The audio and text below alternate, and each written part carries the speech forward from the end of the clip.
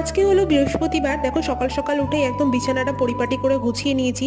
যদি বিছানাটা সকালবেলা উঠে পরিপাটি করে গুছিয়ে নেওয়া যায়, দেখে মন মেজাজ দুটোই ভালো থাকে। তারপর দেখো কিছু আমার জামা কাপড় ছিল, কালকে ওর বাবা অফিসে গেছিলো, সেগুলোও রয়েছে। আর আমাদের টুকটাক কিছু জামা কাপড় রয়েছে, সেগুলোই এখন কেচে নেব। আসলে ওয়াশিং মেশিনটা খারাপ হয়ে যাওয়াতে এত মুশকিল হয়েছে। যাই হোক, দুদিন পরে বলেছে ঠিক হয়ে যাবে। তা এখন কেচে দিয়ে মেলে দেবো, না হলে না ব্যালকনিতে একদমই শুকাতে চায় না, রোদ সেরকম আসে না তো।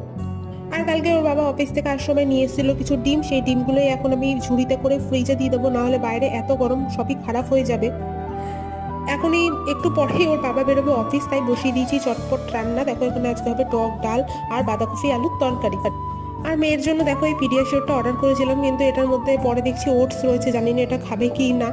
তারপরে বিকালবেলা মেয়েকে টিউশনে দিয়ে দুজন মিলে একটু টুকিটাকি বাজার করার ছিল, তাই জন্য বেরিয়ে গেছিলাম একটু বাজারে। আর খেয়ে নিয়েছিলাম হচ্ছে একটু ফুচকা। আর লোভ সামলাতে না পেরে ব্যাস আজকের ব্লগটা এই পর্যন্তই। যদি ভালো লাগে আমার চ্যানেলটা সাবস্ক্রাইব করে দিও।